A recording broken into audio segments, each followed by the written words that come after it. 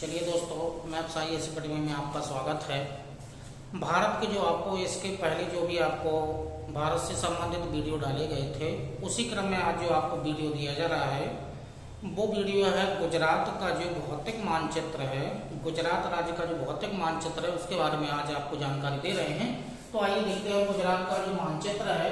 तो पहले तो ये देख लेते हैं, गुजरात के चारों ओर घूम लेते हैं कौन कौन से क्षेत्र होंगे। तो गुजरात के चारों ओर घूमने से पहले ये आइएगा कि यहाँ पर देखिएगा ये वाला जो क्षेत्र है, ये जो पाकिस्तान वाला क्षेत्र है, ये पाकिस्तान का क्षेत्र है, ये पाकिस्तान का बॉर्डर है। यानी कि भारत और पाकिस्तान के बीच में जो बॉर्डर लगता है उसे रेड क्लिफ रेखा के नाम से जाना जाता है। तट से होकर के ऐसे चले आइएगा, ये तटीय क्षेत्र है। यहाँ ये दलदलीय क्षेत्र है, ये दलदलीय क्षेत्र उसे सरक्रीक का नाम दिया गया है। सरक्रीक है, यानी कि सरक्रीक एक ऐसा क्षेत्र है जहां पर दलदलीय क्षेत्र है, यानी कि दलदलीय मरुस्थलीय वाला क्षेत्र है। इस क्षेत्र में भारत और पाकिस्तान का जब बंटवारा हुआ था तो उस समय इस क्षेत्र में सरक्रीक वाले क्षेत्र में बॉर्डर नहीं बनाया गया था। बाद में भारत ने इस पर खोज की तो खनिज तेल के यहाँ पर भंडार पाए गए।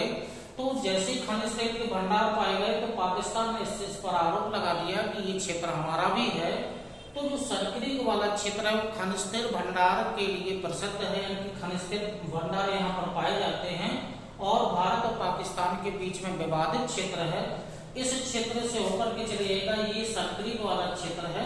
सरक्रीक के क्षेत्र में आएगा तो ये वाला जो क्षेत्र है ये दलदलीय क्षेत्र है। इसको जो नाम दिया जाता है वो कोरी क्रीक है, यानी कि सरक्रीक और उसी के नीचे वाला भाग कोरी क्रीक। कोरी क्रीक के नीचे वाला जो क्षेत्र है ये खारा क्रीक है। खारा क्रीक के नीचे गौडिया क्रीक है। चार यानी कि क्रीक यहाँ पर मिल गया। क्रीक मतलब दलदलीय क्षेत्र है। सरक्रीक मिल गया, कोरी क्रीक, खारा क्रीक और गौडिया क्रीक। यानी कि आप ऐसे तट से होकर के चले आएगा तो ये वाला जो क्षेत्र है ये अरब सागर का क्षेत्र है। अरब सागर का ये क्षेत्र है। आप तटीय क्षेत्र से होकर के चले आ रहे हैं, इस क्षेत्र में आएगा तो ये वाला जो जलीय भाग है, ये जो जलीय भाग है ये कच्छ की खाड़ी है। कच्छ खाड़ी वाला क्षेत्र है, ये कच्छ की खाड़ी वाला क्षेत्र है। कच्छ की खाड़ी से होते हुए आप यहाँ आइएगा तो यहाँ पर भी छोटा सा दलदलीय क्षेत्र है जिसका नाम गोमती क्रीक के नाम से है, यानी कि गोमती क्रीक है। इस तट से होकर के चलिएगा, ये वाला तट है तो और यहाँ पर आएंगे तो ये मैदा नाम का क्रीक है। इस मैदा क्रीक से होकर के आप ऐसे तट से होकर के चलिएगा, अरब सागर का ही क्षेत्र है। इस तट से होकर के आप चले आइएगा तो जब इस क्षेत्र में आएंगे तो ये वाला जो क्षेत्र है ये खंबात की खाड़ी है। ये खंबात खाड़ी वाला क्षेत्र है, अरब सागर का ही भाग। ये जो पूरा जलीय भाग है वो खंबात की खाड़ी वाला क्षेत्र है। जलीय भाग से होते हुए अब आप आइएगा, इस क्षेत्र में आइएगा तो इस क्षेत्र में जो राजस्थान का बॉर्डर मिलेगा, ये राजस्थान का बॉर्डर यहाँ पर मिलेगा। इस क्षेत्र में आएगा तो ये जो बॉर्डर है पूरा ये MP का बॉर्डर है, तो ये MP का बॉर्डर हो गया है। तो अब जो चारों ओर जो आपने यानी कि गुजरात राज्य के चारों ओर जो घूमा है तो कुछ चीजें आपको प्राकृतिक रूप में मिली हैं। अब इस क्षेत्र में आएगा, ये वाला जो क्षेत्र है पूरा कच्छ की खाड़ी के उत्तर में, और ये जो क्षेत्र है ये कच्छ का रण है। ये कच्छ रण है, ये कच्छ रण वाला क्षेत्र है। इस कच्छ रण के क्षेत्र में नीचे वाले क्षेत्र में ये जो पूरा प्रायद्वीप दिख रहा है, ये वाला जो प्रायद्वीप दिख रहा है ये पूरा जो कच्छ पेनिनसुला है, यानी कि कच्छ का प्रायद्वीप है। यानी कि गुजरात राज्य में दो प्रायद्वीप है, ये वाला कच्छ प्रायद्वीप है, ये कच्छ प्रायद्वीप वाला क्षेत्र है। और इस वाले क्षेत्र को नाम देंगे तो ये काठियावाड़ प्रायद्वीप है। ये काठियावाड़ प्रायद्वीप आपको क्षेत्र में लगा। यानी कि गुजरात राज्य में दो प्रायद्वीप है, एक कच्छ प्रायद्वीप है। तो ये वाला जो क्षेत्र है पूरा कच्छ का प्रायद्वीप है। ये वाला जो पूरा क्षेत्र है ये काठियावाड़ प्रायद्वीप है। कच्छ वाले प्रायद्वीप वाले क्षेत्र में जाएंगे तो इस क्षेत्र में छोटी छोटी जो कच्छ का रण है, कच्छ के रण के नीचे वाले क्षेत्र में छोटी छोटी पहाड़ियां फैली हुई हैं। इनका नाम है गर्दा हिल, लखपत हिल, होबा हिल और बागड़ हिल। गर्दा हिल, लखपत हिल, होबा हिल और बागड़ हिल की छोटी छोटी पहाड़ियां इस क्षेत्र में फैली हुई हैं। जो कच्छ का रण है, कच्छ के रण में छोटे छोटे द्वीप फैले हुए हैं। ये 3 द्वीप फैले हुए हैं। पहले वाला जो द्वीप है वो पश्चिम द्वीप है पश्चिम द्वीप मिलेगा, जो दूसरा वाला द्वीप है वो खादर द्वीप मिलेगा, और तीसरा वाला जो द्वीप मिलेगा वो बेला द्वीप मिलेगा। यानी कि पश्चिम द्वीप, खादर द्वीप और बेला द्वीप की अवस्थिति कहाँ पर मिलेगी? इनकी अवस्थिति कच्छ के रण में मिलेगी। कच्छ के रण वाले क्षेत्र में गर्दा हिल, लखपत हिल, होबा हिल और बोगड हिल छोटी छोटी पहाड़ियों का विस्तार है। कच्छ प्रायद्वीप में एक लंबी पहाड़ी है, बड़ी पहाड़ी, जिसका नाम है कच्छ की पहाड़ियों के नाम से ही इसे जाना जाता है। एक पहाड़ी और है, छोटी सी है, उसका नाम है धौला रेंज के नाम से उसे जाना जाता है। ये वाला जो क्षेत्र है कच्छ की खाड़ी के जस्ट पूर्व वाला जो क्षेत्र है इसको लिटिल, ये लिटिल रण के नाम से इसे जाना जाता है। ये वाला क्षेत्र लिटिल रण है और ये कच्छ का रण है। ये प्राकृतिक रूप से इसके है। कच्छ वाले प्रायद्वीप में एक छोटी सी नदी है जिसका नाम है रुक्मावती। रुक्मावती कच्छ की पहाड़ियों और धौला रेंज के बीच से होकर के एक नदी बह रही है, रुक्मावती नाम की एक नदी है। तो ये प्राकृतिक रूप में आपको जो दृश्य मिले हैं या प्राकृतिक रूप में जो लोकेशन मिली है, इनका संबंध कच्छ प्रायद्वीप से है। अब जो दूसरा क्षेत्र है, इस क्षेत्र में आएगा, ये पूरा क्षेत्र काठियावाड़ प्रायद्वीप है। काठियावाड़ प्रायद्वीप वाले क्षेत्र में जाएंगे तो ये वाला जो तट मिलेगा, प्रारंभ का जो तट है इसको द्वारिका, ये द्वारका तट है, ये द्वारका तट है। द्वारका तट से ये वाला जो क्षेत्र है ये पोरबंदर तट है। और इस क्षेत्र में जाएंगे तो ये ग्वाहिलवाड़ तट है, ग्वाहिलवाड़ तट, यानी कि 3 तट। काठियावाड़ प्रायद्वीप से संबंधित 3 तट हैं। ये द्वारका तट है, उसके जस्ट आगे जाएंगे तो पोरबंदर तट है। खंबात की खाड़ी से लेकर के ये वाला जो तट है इसको ग्वाहिलवाड़ तट के नाम से जाना जाता है।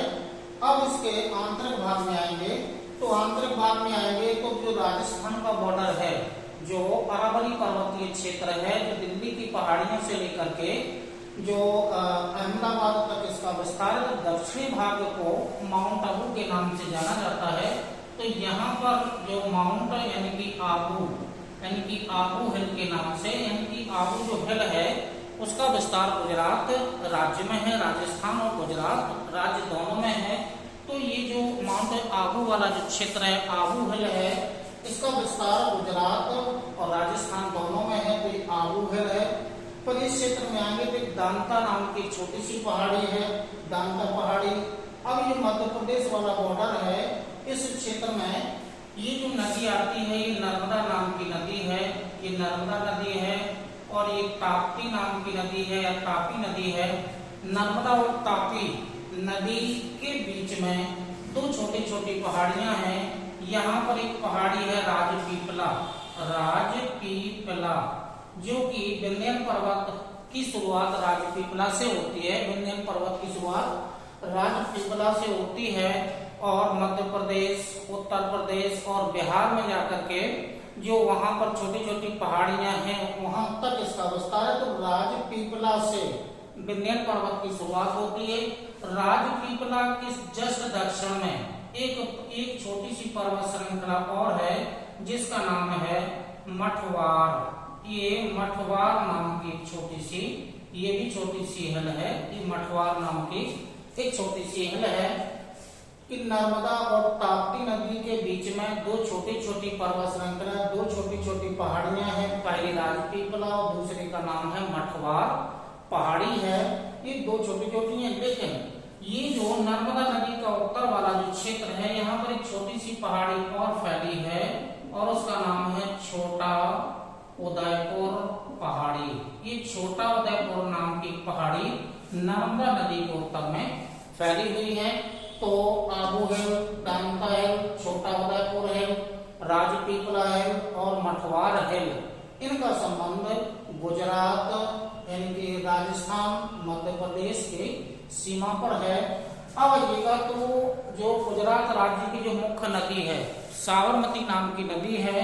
तो ये जो नदी आ रही है ये जो अरावली पर्वतीय क्षेत्र का जो दक्षिणी भाग है वहां से इसका उद्गम होता है। गुजरात राज्य की सबसे लंबी नदी है।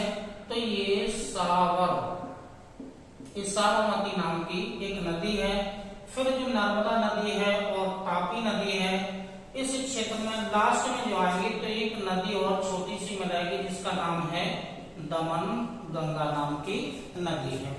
अब जो नदियों के बारे में साबरमती, नर्मदा, ताप्ती, दमन गंगा, इसके अलावा जो काठियावाड़ प्रायद्वीप है, काठियावाड़ प्रायद्वीप जो साबरमती नदी है, साबरमती नदी के ही पास में मुहाने के समीप में एक नदी और मिलती है जिसका नाम है भोगवा नाम की नदी है। जो ये भोगवा नाम की नदी है, फिर नीचे आएंगे तो सैतरंगी नाम की नदी है। इस क्षेत्र में आएंगे तो ये वाली जो नदी है ये सरस्वती नाम की नदी है। छोटी छोटी नदियां हैं, ये वाली जो नदी है वो सानी नाम की नदी है।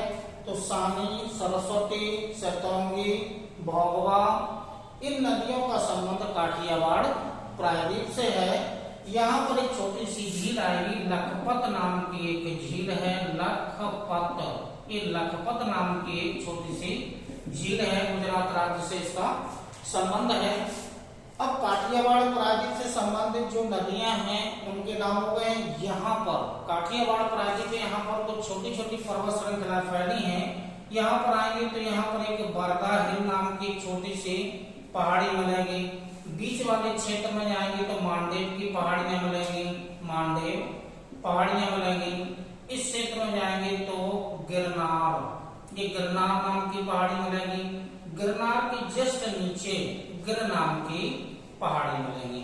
तो ये जो छोटी छोटी पहाड़ियां हैं जिनमें से मानदेव पहाड़ी सबसे लंबी है, बरदा है, मानदेव की पहाड़ियां, गिरनार की पहाड़ियां और गिर पहाड़ियां।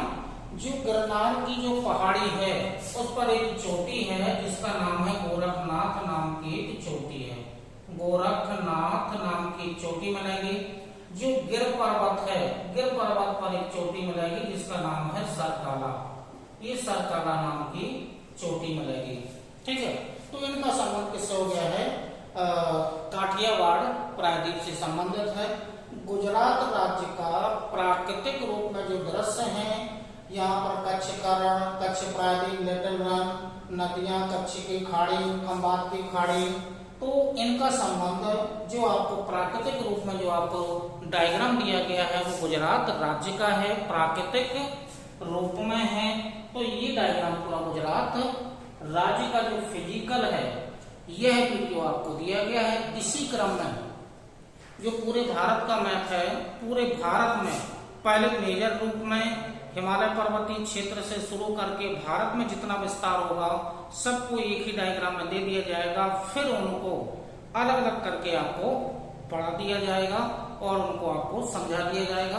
तब तक के लिए नमस्कार, धन्यवाद।